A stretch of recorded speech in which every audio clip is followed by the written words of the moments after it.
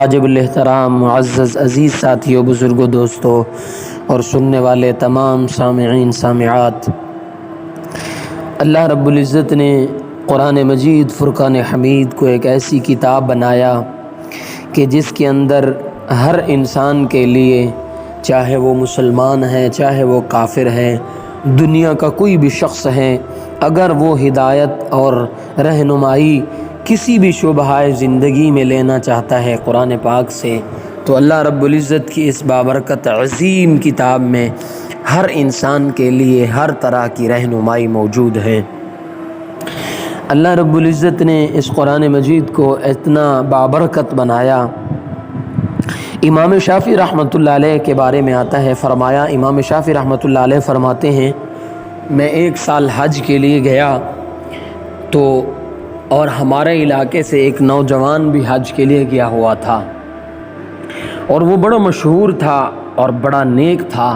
امام شافعی رحمۃ اللہ علیہ فرماتے ہیں، میں بڑی کوشش کرتا تھا کہ میرے ساتھ وہ گفتگو کرے، میرے ساتھ وہ بات کرے، میں اس سے بات کروں، لیکن فرمایا میں جب بھی اس کو بات کرنے کا کہتا تو وہ کہتا، حضرت ہم نے ہر احرام باندھا ہوا ہے، ہم یہاں اللہ کے گھر میں اللہ کی عبادت کے لیے آئے ہیں، کیوں نہیں کہ ہم ابھی اللہ کی عبادت کر لیں اور بعد میں جا کے باتیں کر لیں گے۔ امام شافعی رحمۃ اللہ علیہ فرماتے ہیں، وہ یہ باتیں کر کے مجھے ٹال دیتا تھا، لیکن وہ یہ دعا کیا کرتا تھا کہ اللہ جب میں مر جاؤں تو مجھے قبر میں قرآن اور نماز پڑھنے کی توفیق عطا فرمانا۔ قربان جاؤں، نماز کیا چیز ہے۔ حضرت علی رضی اللہ تعالیٰ عنہ آقا دو جہاں صلی اللہ علیہ وسلم کے پاس تشریف لائے اور آ کر کے فرمایا، اللہ کے نبی، کیا جنت میں نماز ہوگی؟ آپ صلی اللہ علیہ وسلم مسکرانے لگے، فرمایا، علی،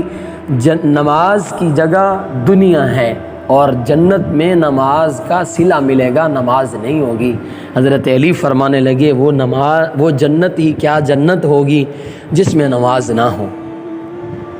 تو وہ دعا کیا کرتا تھا کہ اللہ مجھے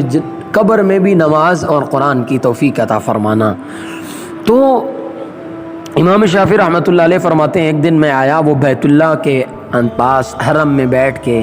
قرآن پاک کی تلاوت کر رہا تھا۔ فرماتے ہیں، میں جیسے ہی اس کے پاس گیا تو وہ کہنے لگا، حضرت آج میرا بھی دل کر رہا تھا کہ میں آپ سے بات کروں۔ بات ہوئی تو تھوڑی دیر کے بعد کہنے لگا،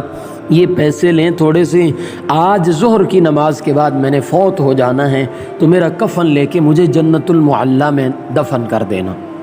امام شافعی فرماتے ہیں، جب اس نے یہ بات کی تو میں تو حیران ہو گیا کہ یہ کیسے کہہ رہا ہے کہ آج میں نے ظہر کے بعد فوت ہو جانا ہے۔ فرماتے ہیں، خیر ظہر کی نماز کا وقت ہوا، ہم نے نماز پڑھی، میں نے سنتیں ادا کی، فرض پڑھے اور سنت اور نفل پڑھنے کے بعد فرماتے ہیں حتیم کے قریب ہجوم مچنا شروع ہو گیا،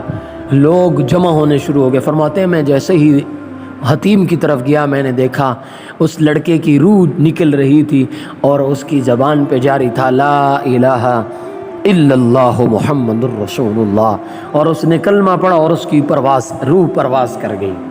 سبحان اللہ، قربان جاؤں، اللہ ایسی موت مجھے اور آپ کو، ہم سب کو نصیب فرمائے۔ فرماتے ہیں، میں نے کفن لیا اور جنت المعلی میں جا کے اس لڑکے کو دفن کروایا، لیکن فرماتے ہیں میرے دل میں اور میں رب سے بڑی دعائیں کرتا تھا کہ اللہ مجھے تو دکھا دے کہ کیا واقعی تو نے اس کو قرآن پاک پڑھنے کی توفیق عطا فرمائی، کیا وہ قبر میں بھی قرآن پڑھتا ہے؟ فرماتے ہیں کچھ عرصے کے بعد، کچھ سالوں کے بعد میں پھر جب حج کے لیے آیا، فرماتے ہیں مجھے ایک اور جنازہ پڑھنے کی توفیق عطا فرمائی اللہ نے۔ میں نے جنازہ پڑھا اور میں اس کے کفن دفن میں بھی شریک ہوا اور اس کا جنازہ بھی جنت المعلی میں ہوا اور اس کو بھی جنت المعلی کے قبرستان میں دفن کیا گیا۔ اتفاق سے امام شافعی رحمۃ اللہ علیہ فرماتے ہیں، اس کو جہاں پہ دفن کیا گیا، جہاں اس کی قبر کھودی جا رہی تھی، ساتھ ہی اسی لڑکے کی قبر تھی جو میرے ساتھ پہلے ملا ہوا تھا، جس نے یہ دعا کی تھی کہ اللہ مجھے قبر میں قرآن پاک پڑھنے کی توفیق عطا فرمانا۔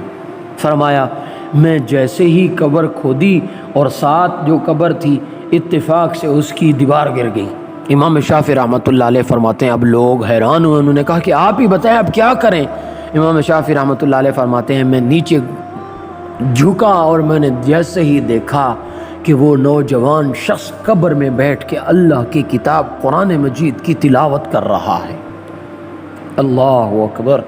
امام شافعی فرماتے ہیں میں حیران رہ گیا، اور میں جیسے ہی نیچے ہوا تو اس شخص نے کہا، اس لڑکے نے کہا، امام شافعی یہ قبر کی دیوار نہیں گری، آپ دعا کرتے تھے، اللہ نے آپ کی دعا کو قبول فرمایا کہ اللہ نے دکھا دیا آپ کو کہ میں قرآن پڑھ رہا ہوں، لہذا کسی اور کو نہ بتانا، اللہ نے آپ کو دکھا دیا کہ میں قرآن پڑھ رہا ہوں۔ تو میرے بھائیوں، بزرگوں، دوستو، یہ قرآن ایک ایسی کتاب ہے، حدیث پاک میں آتا ہے کہ جب بچہ ناظرہ قرآن پاک پڑھنے کے لیے قاری صاحب کے پاس جاتا ہے اور اعوذ باللہ بسم اللہ پڑھتا ہے، اللہ فرشتوں کو اعلان فرما دیتے ہیں کہ اس کا بچہ مجھے کہہ رہا ہے کہ رب رحمان بھی ہے، رحیم بھی ہے، اس کے اور اس کے قاری صاحب کے اور اس کے والدین کے چھوٹے بڑے تمام صغیرہ کبیرہ گناہوں کو معاف کر دیا جائے، تو لہذا اس کے گناہوں کو معاف کر دیا جاتا ہے۔ میرے بھائیوں، بزرگوں، دوستوں، مؤدبانہ گزارش ہے کہ قرآن کو اپنا شعار بنائیں، قرآن مجید کے ساتھ اپنا دل لگائیں، اور اپنے بچوں کو اور خود بھی قرآن مجید کے ساتھ اپنی یاری اور اپنی دوستی کی وابستگی کریں، کہ تاکہ کل قیامت کی صبح یہ قرآن میری اور آپ کی سفارش کرنے والا بن جائے۔ اللہ مجھے اور آپ کو، ہم سب کو قرآن مجید کے ساتھ سچی محبت نصیب فرمائے۔ وما علینا الا البلاغ المبین۔